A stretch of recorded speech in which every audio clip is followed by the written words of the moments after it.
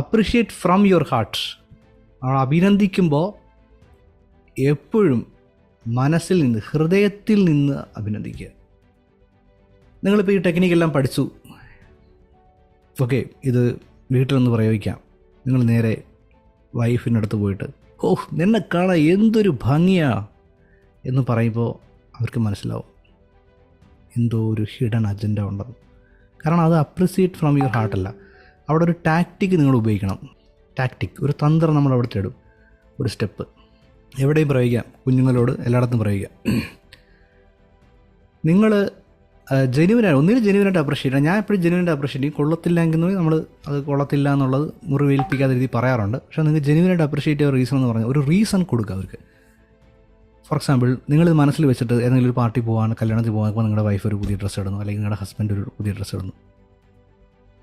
അത്ഭുതത്തോട് കൂടി ചോദിക്കുക, ഇതിപ്പോൾ എടുത്തു ഈ സാരി എന്ന് ചോദിക്കുക.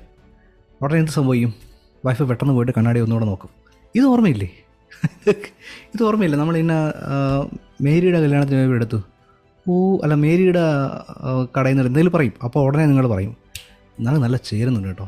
അവിടെ ഒരു റീസൺ ബിൽഡ് ചെയ്ത്, ഒതൻറ്റിസിറ്റി ബിൽഡ് ചെയ്ത്, ചേട്ടൻ ഈ ഷർട്ട് കൊള്ളാം കേട്ടോ, ഇത് ഇട്ടാൽ മതി, മറ്റേ ഇടണ്ട എന്നൊക്കെ പറയുമ്പോഴാണ് അവിടെ ഒരു ഒതൻറ്റിസിറ്റി ക്രിയേറ്റ് ചെയ്യുന്നത്.